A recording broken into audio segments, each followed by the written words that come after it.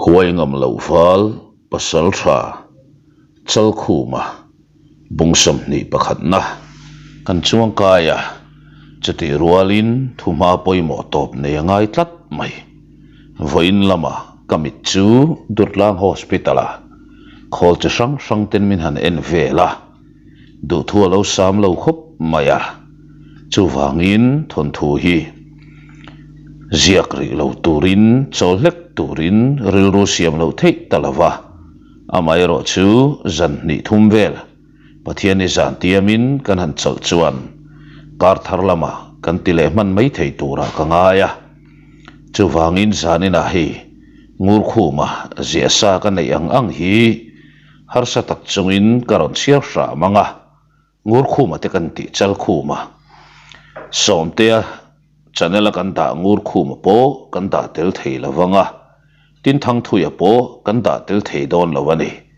pathian in ramatia kan damani chuan thotan san lama te chuan kan chun zom le thei mai tura ngai lang he treatment kan la a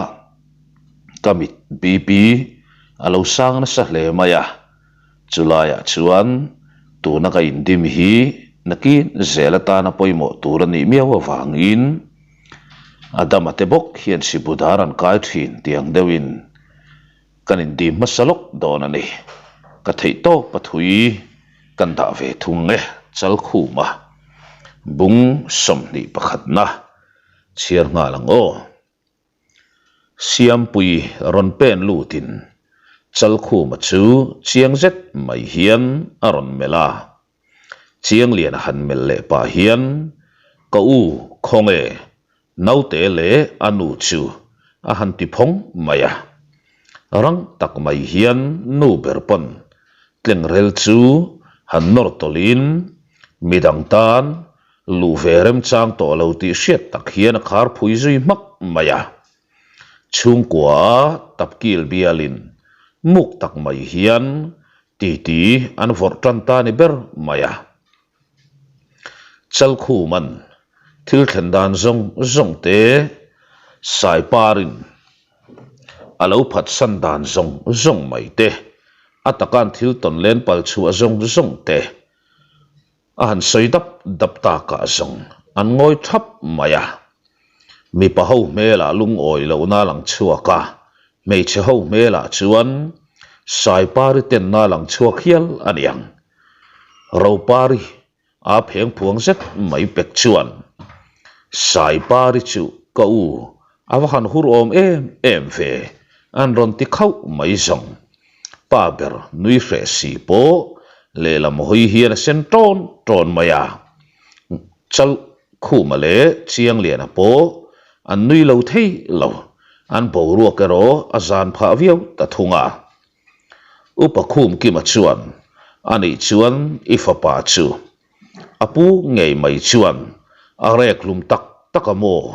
a han ti lain chiang lianan adik nge ye khalal ten om khan amaka nge tangin nau sen chu ati lum thuatlang au pui nge mai khamo nam chom thi sen enga ma ngai lo thu au pui piep mai mole tin an lo in rol ve zawa upa khum ki man ngoi vanga chu lal ten om chu ka kut nge hian tha ka wa han chak tak em ka tupa thatu chu ke hian ka ngai dam na chan tu rom lo tia an rungal ngal mai song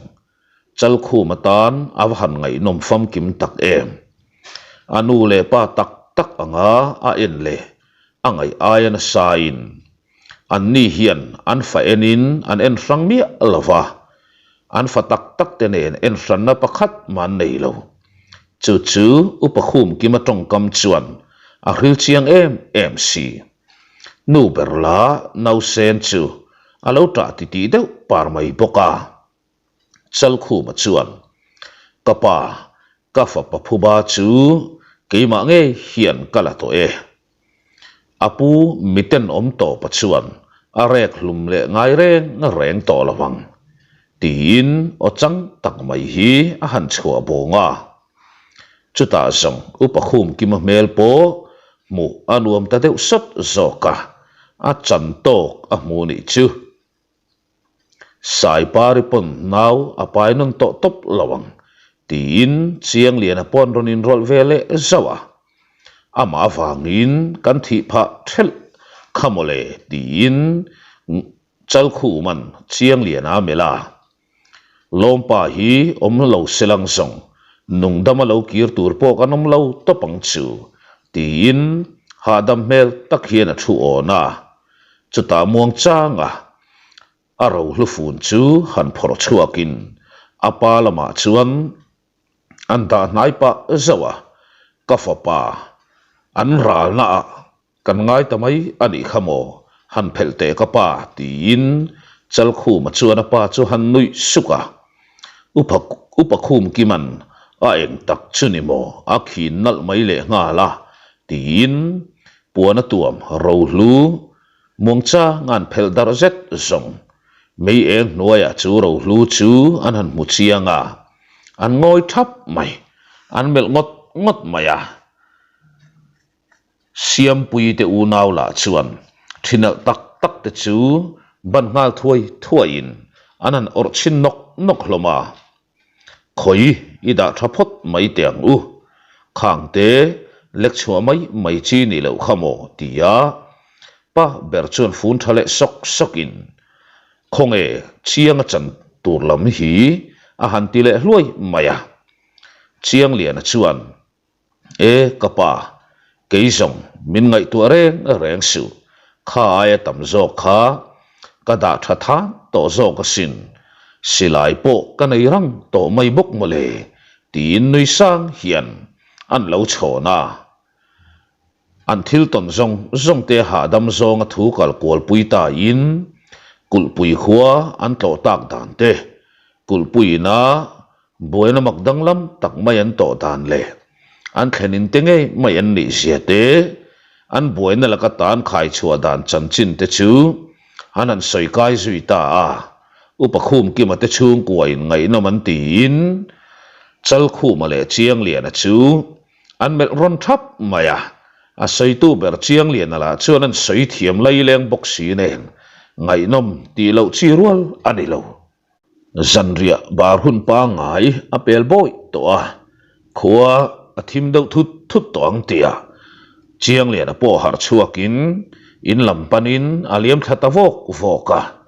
zanria kil velo lo turan chel na ero khai kanu le kanawin min lo ngak lel ve to khopang ti in chak tak mai hian aliam thata zunga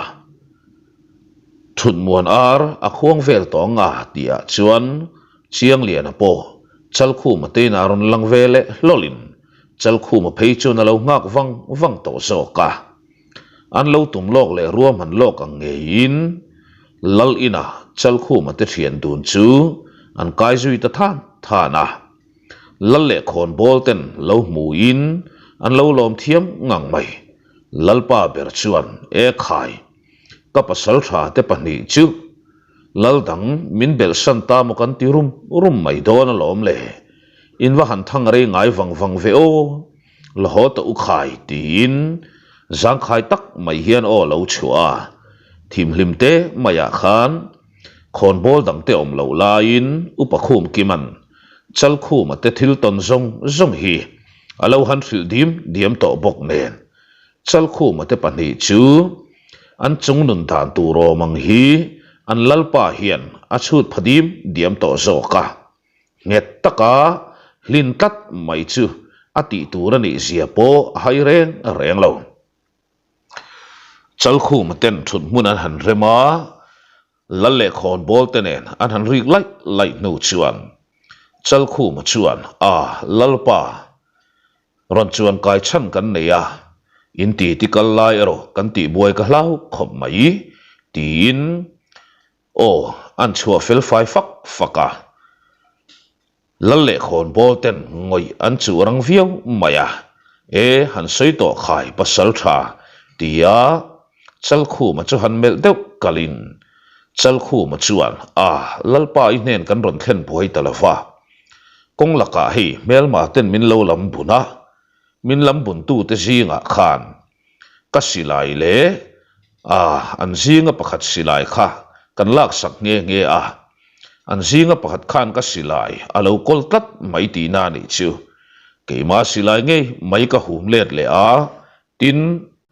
lompa hian ami tha pa silai kha akol tangot mai po i hnen kan ron thlen le zet donem han ti le te lalfing tan zong khai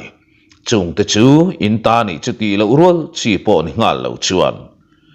chu ta lal chuan khalam kha chu in kutani in ta chu kata vekalom le eng thu hla nge ni ta poimo ria wa chu ti in han zot non le ngata eng dang dil velal pa kan ron hon konga khan rala tangin kan han thlir wanga kan ram marlam ram ri chung lam ani nge in hriat na kan nei tlat maya mei khu satlian ni lo mei khu lian tham deuh hlek hi kan mut tlat ani kan ram chung ani si chuan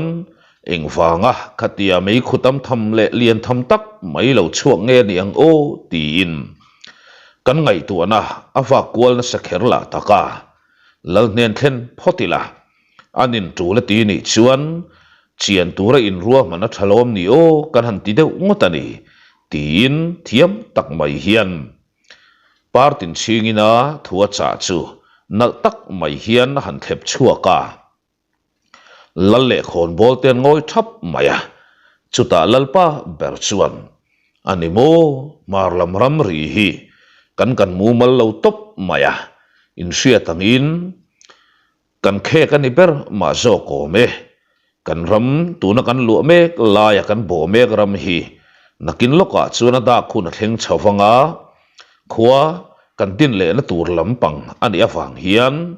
chet kan latam lo hle maya chutiang rin lel thil in mu te ni phei chuan chian nge ngai ni chu tlangau pa valu pa le pasal tha te chu ko thoi to tin lalpa chuan chal khu ma te thu thlen chu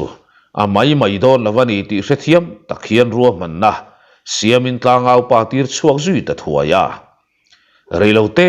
valu pa rut kimate pasal thadang dangte poron kai zui takin chal khu man athil mu chungchang han soidap ta ka zong an bu ngat hloma kan ram chunga kan lal phal na lami lawa mei chep hlu ngam khopangam pa an lo om ta ni mo chu zong lalpa kan mo phurna ni tin pasal tha ten bu ngat hloma eng tin nge niang tia ruam man na han soi siam sui tlang thua in lalpa chuan ram richin en fia tur le kan ram chunga mei khu ron chuak ta mai chu enge chan ti en fia mai tura kal turin ni phot maya amai ro chu engpo lo thleng selang thu top ero in keng tel don ani ti hrerengang cheu pasal tha zong in chua vek ero rem chang lo tura ngai ta ila hei akum lama nau zo chal khu male chiang lian ten om boka an ni kan pasal tha tuai tir te hian an ron sin hong hlim chau mai na nga amun ma kha chiang tu le mei khu mu chiang tun ni boka an tlom ngai le mai chu ngai don ani han ti la in chiang lian a chuan lalpa kan ha dam le vek to tin nui sang hian an lo chhon boka chu ti hang ani chuan kan valu pa le pasal tha te zinga pakhat khan zui mai ta ulang tlangwal som thum bor velin an zui cheu chuan atok mai tura ngayang thu chia tha ron thlen thuai ulang kan ram chung lo ru le nasa tak maya chet lo lan omani poin pongbo ba ngal buan lo tura ro chuan phim khurang cheu atul to pani chuan ral chempo choi reng suang cheu tin onei fak ta ka zong atuk chu in bua saina na manga atuk lama marlam ramri an per tar ten fia turin valupa rut ki ma hawa chuak turin anin bua sai zui talai laya an chua don thu chal khu man ina a han thlen le meu chuan anu le farnu te an trek to hle mai a tru lo nang ni lo po an tam mai hian leng du la lo man ti mar to maya siam pui phei chu an ang deuh lak na nga amai ro chu an nu topa hi pasal tha ni na keng lian tak mai le athisena betlat mai ani miau maya anui suk du chau mai boxi a han chu tak don ta ka zong pang hi mak ir le tura cha molin rei tak wathang bo to reng su ram ri mai kal turin nia ron kir le thuang cheu tin anin vai liam tala lau zoka an nu topa chu dan mi ni in an khela wadarin om zia nei don lawani ti hi an chiang vek bok chal khu ma te ho po chin bi mai tura kal an ni bok nen mi som thum bor vel chau mai che chuakin ram chin hre chiang tu valupa rut ki male pasal tha chal khu ma te thian dunin ma an hruai ta para man mo khuvut lem lova kalpar zelin mar lam ram hi vel ngai vak turan ngai lem lo kha ni a chan po an thenom nai ram te ne na anin ri na hi a chiang em anin ri na la ya lui lian taka luang tlang ru mai boka chumi khuwa wang ram ri chin chia ron bo pel du ngat chu an thenom ram si nga hian an oman ring reng lawa amai ro chu pasal tha chal khu ma te berin mu an nei miau mai si vachian nge chu tu na lai atam ve bokatin ni chutia chal khu ma te hoin marlam ram ri bi tura phei khai zang taka che an che chu siau lai chuan chal khu ma te rin hlel ange in an khoram chunga po ngopui thalai tak mai chunga khurlian wal rual ten bu khwar mupin khothar sa tumin ma an lo la zaw hle to zo khi lo ni chulai ram chu ram ol ani lo ti song an chiang em chuti rualin bung tlang ram po ani po an hretel lua sen lo le en kol sen lo an nei te tuaya pong hau tun thu om su kan lu anga kan thu tanga kan ramani mai donani tin an pasal tha phok liana mitam zokina ha mai liana an ti nge mai thin chi pong vin tu mai chu ba ka thian te ho kan chungaleng chu ni le tha che ti mut thin ram le kut ram em mai mishing nun na te hi ngai hlu te chiam lo mishing za pa le lo po nei reng lo an mani do dal ngam tu mu zo lo khan ni ve ngat maya chumi nuaya chuan kor lian wal rual ten chetan lamup mup maya mi zabor vel zet zong an ninge ye an lalle khon bol te phei chuan uluk tak maya thun cha dana chuan bung tlang lal benge ngei tura cha khan ni amai ro chu pasal tha phok triela le a thian sabeng zatina hian an du lo na sa zualin chet kan la anga kan bo anga khua kan dinang angam fa chuan min dan ron tum chin sela tin thutluk nan siam mia maya tlangwal te lain an pasal tha te chuan rin na zong an ngata an zui mak mai boxi nen tuna hian zan som chuang an riak to chuti chung po chuan har san nan la nei hau lo bok nen bung tlang lam chuan kan mei khu te point mu to nge yanga tin an ram fak te point min beautiful toang amai ro chu mi doi sep om khom ti taka kan thoma wangot point an kim ki der to anianga tin bung tlang khuange mai chu fiam thu thona na mang thinin an nui vei kur zela lalmual tur phei chu an thian fai zau to ema lal in din masak ber tumin anin ruaman satlia ponilo aban pui an din tan mek to le nga la harasan na om thei tura ngai lawa chu mun an lua theina dal thei tu turan ngai lo sim lua athian lo na chan tur pakhat man mulawa leiruang tua memo zong luru emo har san o mang chi hi lo sima an arken la ni selang a khuang tha em mai bok nen aram a hnong tha in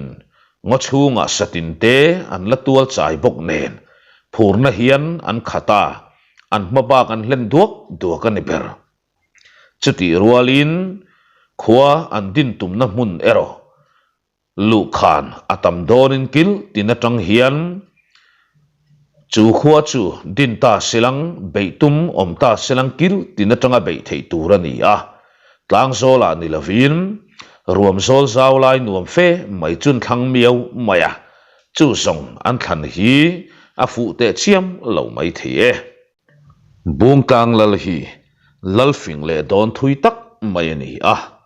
aram chung hi a zau thale a ven po an veng ne hle thin ngei renga hetiang nga phok thria la te ho khoron din ve tungot na mun po hi khua atanga ni khat le chomakal ve lai mai ani bok nen chal khu ma te ho po lui kamrem chang belin zanrian bol lai laya ahim tura ngayang eng em kan tilo tura ngayang o tin ti sang forinan rivelui lui mai boka atuk choma tha anan kalle manang a chuta zet zong an mel mai ain thak ta hlok mai rala tanga han thir mai poin chal khu marin hel na chu anem nge na ron lang tatlat mai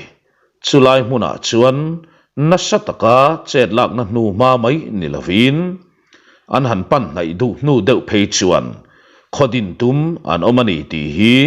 alang chiang ta em maya an chuk bi ran hloma an rum ngat mai valupa rut kiman a hachang a thial bap maya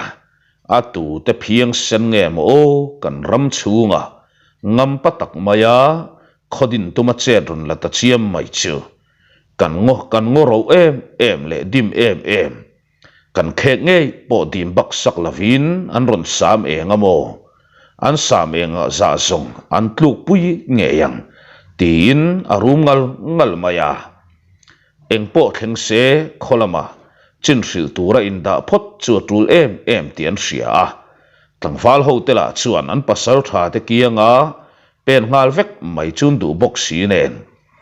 chal khu mange mai chuan ruam man na asiam zui le tatap dapa engpo ni selang kan vaya kan va in lan mai zong in ai ngama main kanin pong nor nge don en mai po khuan tlangwal khu kanin tam hleima mani kan le thum ve lai atam turan ni tlat mai tin a han mel wanga ti hian iti photang o tin keile valu pale chiang liana pasal thra sat lue ten ke kan pe nanga kan zukpo photanga ti lain thir deng fapa deng thanga chuan kalau tel ve ange aron ti tamau maya han narchi ni hian alang lo bok nen an bu khum ta ngata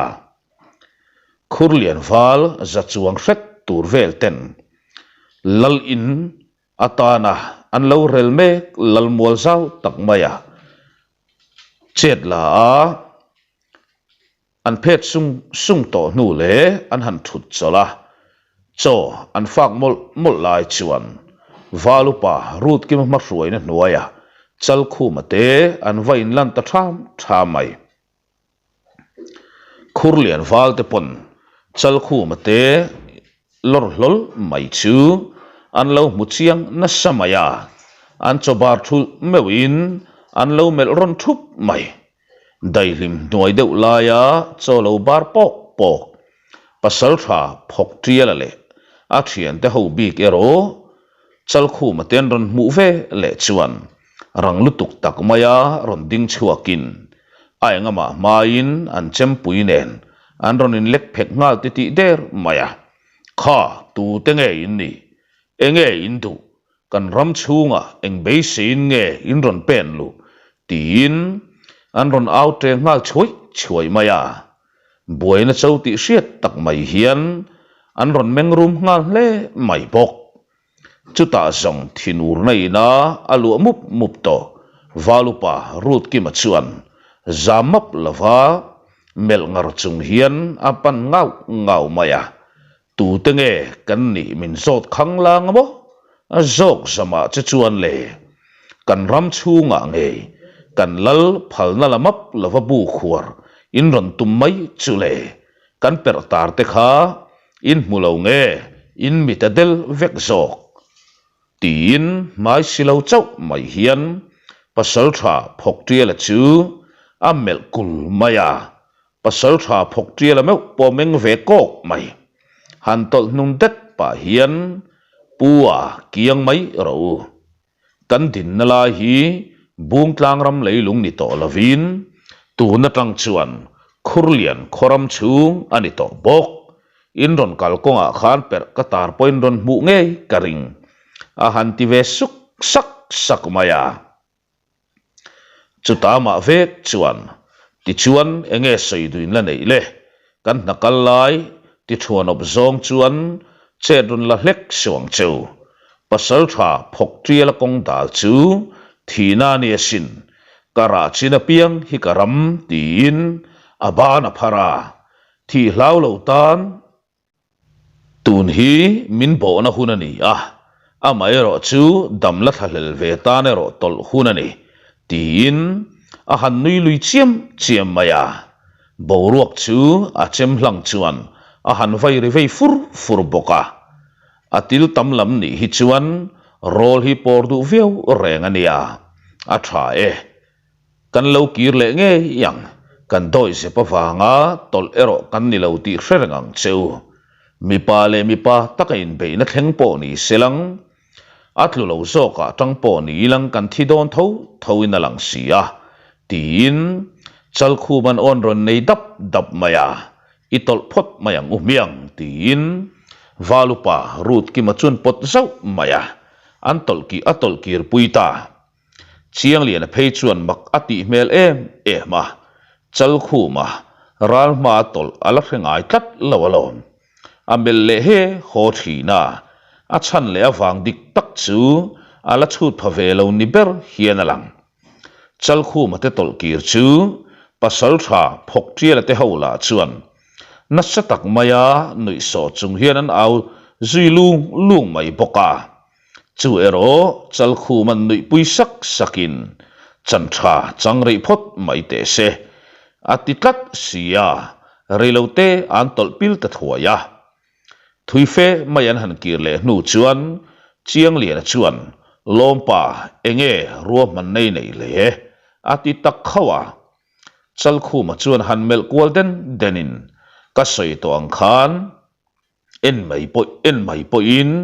kan let fe atam zo kan ni tol angai ri tlatani kholama lam kal kanin tir thuai anga a khono ta kan tam ne ve sim angai ta chu tiang ani zet lo chuan ka soyang khan in malbe puita ilang atlu lo zo ka po tang ilang damin kan chuak don lo sim tu manum na chan lava kan ram chung him dam kima nei le ka du nakina zong tunge ro pui bera huai sen ber zong ala rekhopang tol hun aniri tlat mai tin nui sa nga atho ka phita mani ming han chal ta ku mai chua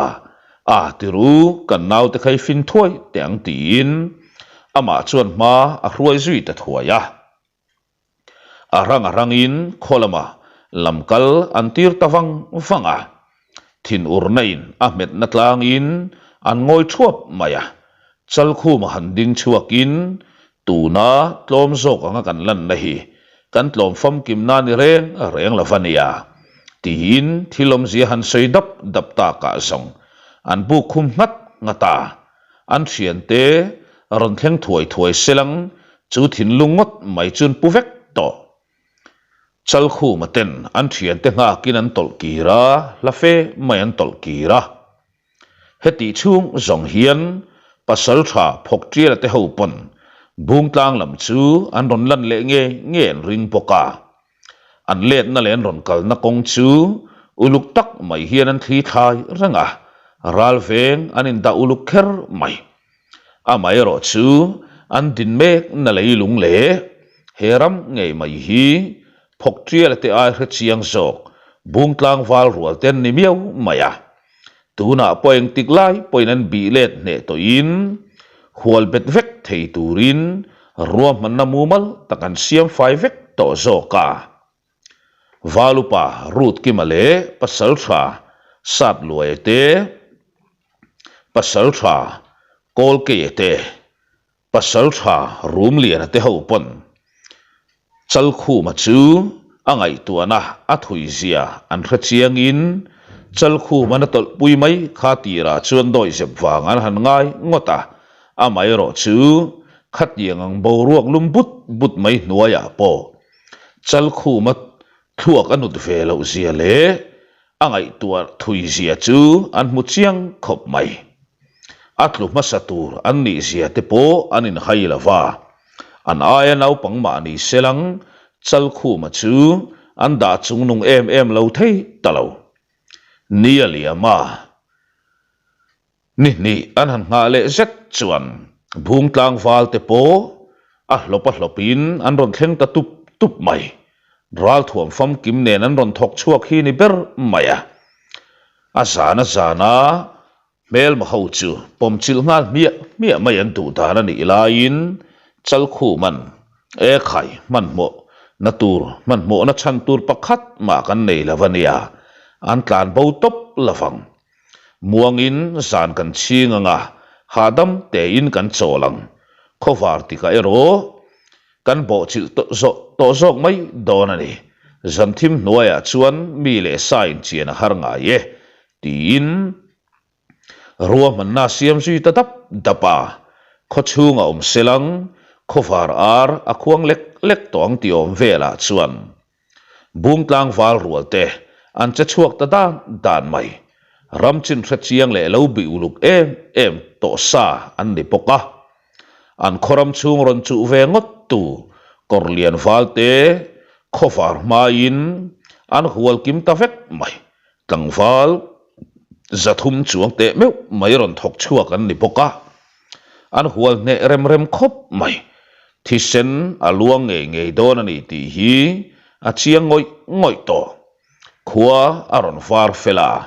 korlian fal rual te po an ron tho chuak ta phaka ngo chunga po khua eng thatta hle mai tia chuan chal khu ma silai puak thor maya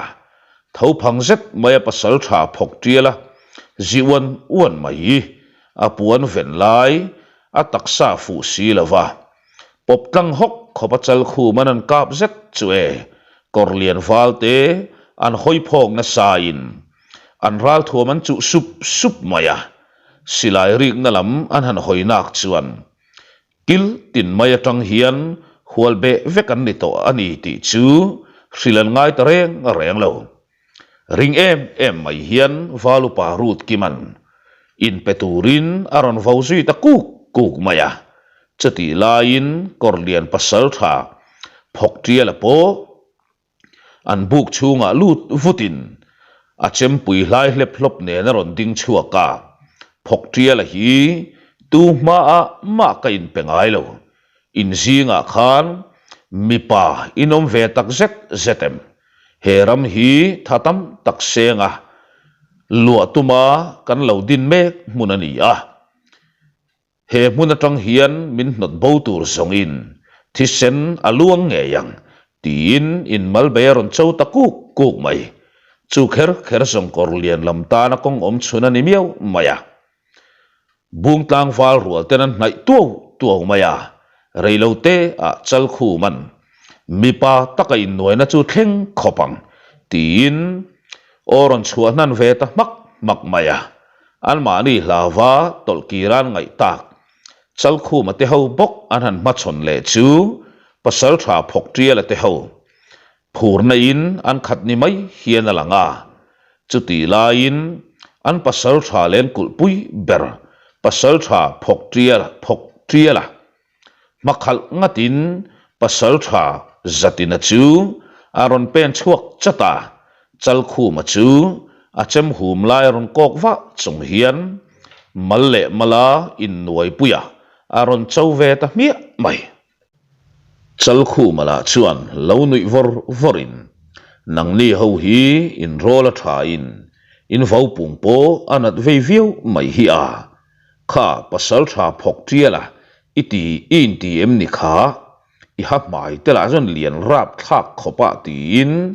anui kora in pani khan min ron bei ron lo ta che u mo amal te song in bei tham point ni me lo tlat maya tin a han siai khum sang maya chu tlang wal nau pang tak mai amai ro chu pian phụ zet mai le rin tok mel tak mai an mani lau reng lo tu chu pasal tha phok tiala le satina point an zir chiang na sahle ti a hriat to a chuti rualin akianga ding mi dang tela chuan enga te vok ma hian an ngai lo mel hlom em mai le nga la chal khu ma tong kam chuan pasal tha zatina ti ter ta at mai chuta pasal tha zatina chuan mai che chuan le nau pang thi son ro ti pa hian chal khu ma chu aron panding tangak ngat maya pasal tha phok tiala te ho pon zatina chu an ring tok hle aniang chu mun an kian zau ta duala chuta pasal tha zatina le chal khu ma anin ma chon tawa mai chuta chal khu ma makhal chia chuan chiang liana ron ter chuak at maya lompa hei chu ka chan puala ni tat mai anar so bai thakata na tuidon riau mai tin a han nui hak maya pasal tha zatina meng kok maya chu tlangwal chu han melin nawa iwa huaisen om veo thi chak le to zok te ni lo mo khurlian pasal tha zatina kani isiamo a han ti khura chiang lian ala chuan isaya ka hreve chia ngoi te ka thei hin le ngal tianui korin apum andom lui vela midang tan ronin rolarem teu to lo chal khum pon chiang lian chu aring tok boka nui sang hian atol kirve mi mai boka valupa rut kimale pasal thadang tepo an nui vara chal khuman arin ngam chuan chiang lian churin tok ang ti hi an ring het ve mi mai thil khen dan tur chu an chu ta a chung nung zok din chan na tur khovel ani ta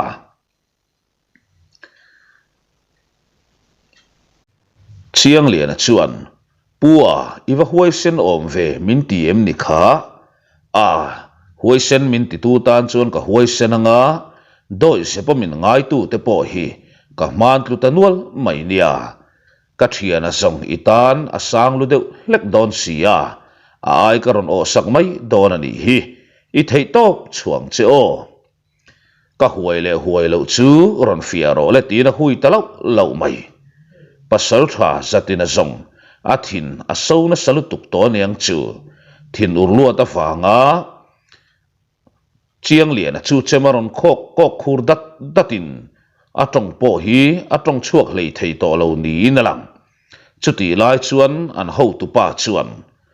zatin wathat ngal ro tin aron au ta tur mai zatina po vom puin herremang mai hian in soi nuwa achem sen choi chung chuan ai ro saku kung mai a hlaumi tan chuan lau om tham zong ani ngat mai chutia lalmual turata na an lo then fai hliau mai lai taka pasal tha pani te ma chon ran chu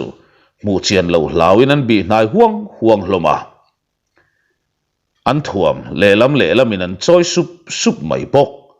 korlian pasal tha zatina chuan chiang lian chu chiang zet mai hian an mela thi son ro han ti tur pa hian chiang lian lam panin roin kho ta zok mai alom le aran po arang nangyang mai a mele pian phu lovin aron dok chuak chu ko tlat ral chem a han vai chua po chu mar thangang maya rang tak mai hian aron vai ko kal phei le nga la a mai ro chu ama mit khap map lawa lo thir tu chiang le na ding tlon zar mai ngong chok zok mai ain be sei te lu nen boruak mai avaya a pen tang ta zok mai asiam avai thona ni tia hriat rual rualin in her atum lain a hnung zang chu chemphek zong hian aron deng ani ti hriat takhian a rifiak thak maya chu thilawang chuan a ek thota er ngong maya chiang lian chuan khai kor lian pasal tha meu khatia natura in rak chiam mai le i thilawani o i thilo chemphek lama hem mai poi rak pui ani chuan inep don riau mai kati tongkam manga sakei chau chi mo anti zui ngat maya chu tongkam chuan pasal tha zatina a chaun chuak ne khop mai mel hlum thei ni se zatina hian chiang lian a hi amel hlum to nge yang chiang lianan a hnung zanga chemphek lama hem sakna la chu asana hut mai le nga la mengsen room chung hian chiang lian lam hoin aron zuan zok maya a che chu aran porang nangyang mai a mai ro chu chiang lian la ka chuan a chung nung tlat lo chiang lian a pon chiang takalo mel chung hian zatina chem ron vai chua chu samzet zet hian alo la leu ta zung maya naluom lova chiang lianan zatinan an ron bole pop lai chuan nalutuk tak maya chiang lianan a chem chu lo la leu zoin a chem phong lam chuan pasal tha zatina thial pon bora tak mai chuan an chut sak bur maya lulak chem phong lam mor bok chang tha em mai chuan zatina bek chu adeng fu chiang boka apaik satliani lo hlom tol maya chuta a thei to pain thing nor chunga aron din chuale lai tak chuan kha keima bung tlang pasal tha chiang lian ka ninga ye tia chiang lian an ming chal ve lo chunga sang takazuang in a chem an vai chuk ta te reng ani kha alulak chem vai chuk chuan pasal tha azatina ronin herrem le chia dar kaw khok khopin an sat zui te reng ani kha mishing pa ngai tan din chuale na chi rual ani to lo chu lalmual turata na an lo zua zau lai tak maya chuan a masaber ne turin korlian pasal tha chapau em mai zatina chu a thing noka chiang lian a chem atlele zoka zatina lu le taksa chu a rang tanol mai le zanin chu a thui ngarin tive khopang angai nom viau tura kangaya kat chep noi lo khop chuan ka feboka ti sual pal kanei ni chuan asual ni to mai tura ngayang o kar thar lama dam takin kanin mule thau tura ngayang